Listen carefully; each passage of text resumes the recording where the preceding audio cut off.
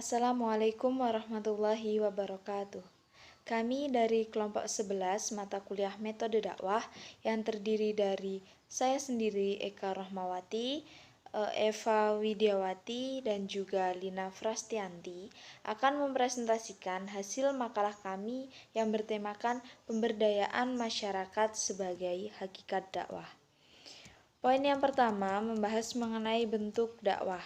Nah, dakwah sendiri secara bahasa berarti mengajak, menyeru, dan juga memanggil. Yang dimaksud mengajak adalah mengajak orang lain dalam kebaikan. Nah, dakwah itu atau yang berarti seruan dan ajakan itu terdapat dalam surat An-Nahl ayat 125, di mana dalam surat tersebut ditunjukkan bahwa cara penyampaian dakwah ada 3, yaitu melalui hikmah, yang kedua melalui mau'idhah hasanah, dan juga mujadalah. Sedangkan Aziz menjelaskan bahwa secara garis besar terdapat 3 bentuk dakwah. Yang pertama, dakwah lisan atau disebut dengan dakwah bil lisan. Nah, dakwah ini adalah dakwah yang disampaikan dengan cara menyampaikan dengan lisan. Misalnya saja dakwah dengan ceramah atau dengan diskusi. Nah, yang kedua ada dakwah tulis atau dakwah bil qalam, yaitu penyampaian dakwah itu dengan melalui media tulisan, misalnya melalui media sosial. Dan yang ketiga adalah dakwah tindakan atau dakwah bilhal. Dakwah ini adalah lebih menekankan pada perbuatan dan teladan sebagai pesan dakwah. Dakwah bilhal merupakan metode pemberdayaan masyarakat, yaitu dakwah dengan upaya untuk membangun daya dengan cara mendorong, memotivasi, dan membangkitkan kesadaran atas potensi yang dimiliki, serta berupaya untuk mengembangkan potensi masyarakat tersebut. Nah, yang dimaksud dengan menggunakan pesan dakwah dalam bentuk perbuatan itu adalah dakwah itu lebih memprioritaskan pada perbuatan langsung. Misalnya saja upaya pemberantasan kemungkaran secara fisik maupun penegakan kebaikan. Contohnya dengan pembangunan masjid, sekolah, atau apa saja yang digunakan untuk mempermudah dan dalam mewujudkan pelaksanaan syariat Allah Subhanahu wa taala dari berbagai aspek. Untuk poin selanjutnya akan mengenai pemberdayaan masyarakat akan disampaikan oleh Mbak Eva Widiawati. Dan selanjutnya adalah tentang pemberdayaan masyarakat. Pemberdayaan berasal dari kata daya yang berarti kekuatan atau kemampuan. Pemberdayaan dapat dimaknai sebagai suatu proses menuju berdaya atau proses untuk memperoleh daya atau kekuatan dan juga kemampuan, dan juga proses untuk memberikan daya dan kekuatan dari pihak yang memiliki daya kepada pihak yang kurang atau belum memiliki daya. Pemberdayaan juga merupakan proses pematahan atau breakdown dari hubungan atau relasi antara subjek dengan objek.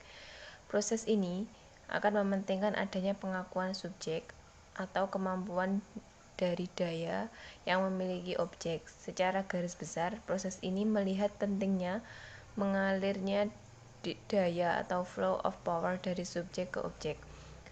Adapun tujuan utama dari pemberdayaan adalah memperkuat kekuasaan masyarakat, khususnya kelompok lemah yang memiliki ketidakberdayaan atau ketidakmampuan, baik karena kondisi internal, misalnya persepsi mereka sendiri, maupun karena kondisi eksternal, misalnya ditindas oleh struktur sosial yang tidak adil.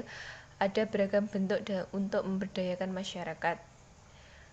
Di antaranya yang pertama adalah pemberdayaan politik yang bertujuan untuk meningkatkan daya tawar yang diperintah terhadap pemerintah agar dapat memenuhi haknya sesuai dengan apa yang diinginkan dalam bentuk jasa, layanan, dan kepedulian tanpa merugikan pihak lain. Dan yang kedua adalah pemberdayaan ekonomi. Pemberdayaan ini diperuntukkan sebagai upaya meningkatkan kemampuan yang diperintah sebagai konsumen agar berfungsi sebagai penanggung dari dampak negatif pertumbuhan, pembayar resiko salah urus, pemikul beban pembangunan, atau kegagalan program dan juga akibat kerusakan lingkungan. Selanjutnya, yang ketiga adalah pemberdayaan sosial budaya. Pemberdayaan ini bertujuan untuk meningkatkan kemampuan sumber daya manusia melalui human investment guna meningkatkan nilai manusia. Penggunaan pemberdayaan ini dan juga perlakuan yang adil terhadap manusia. Yang keempat adalah pemberdayaan lingkungan. Pemberdayaan ini bertujuan sebagai program perawatan dan pelestarian lingkungan agar pihak yang diperintah dan lingkungannya mampu beradaptasi secara kondusif dan saling menguntungkan. Dan selanjutnya akan dijelaskan oleh Mbak Lina. Dakwah pemberdayaan masyarakat lebih mengutamakan aksi ketimbang hanya wacana. Aksi dakwah pemberdayaan masyarakat biasanya masuk dalam bidang sosial, budaya, ekonomi, lingkungan, pendidikan, politik, pengembangan SDM, dan sebagainya.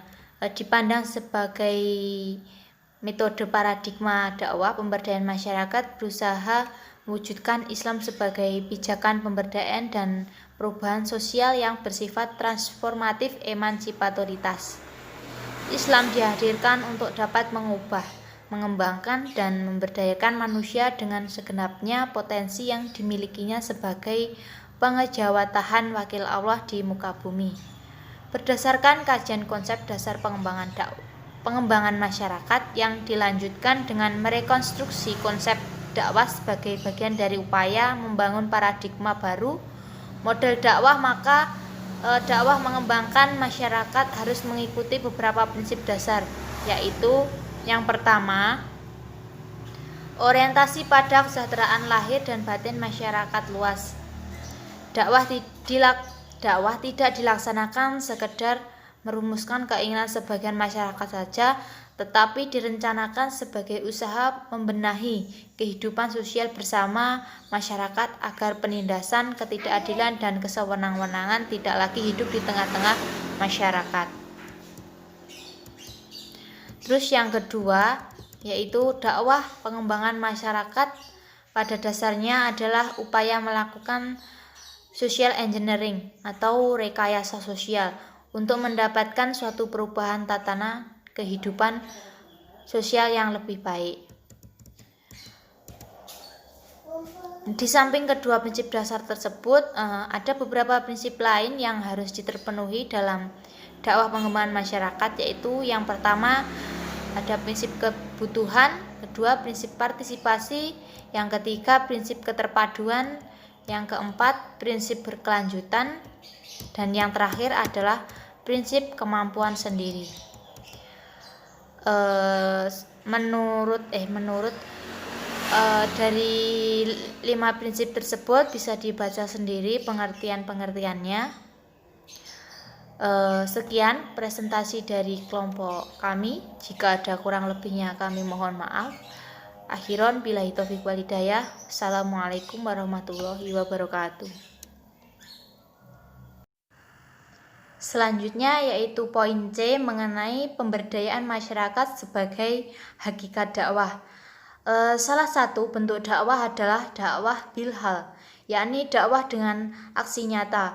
Dengan kata lain, dakwah bilhal merupakan metode pemberdayaan masyarakat, yaitu dakwah dengan memberdayakan aset yang dimiliki oleh masyarakat atau aset yang dimiliki oleh suatu komunitas atau kelompok masyarakat yang kemudian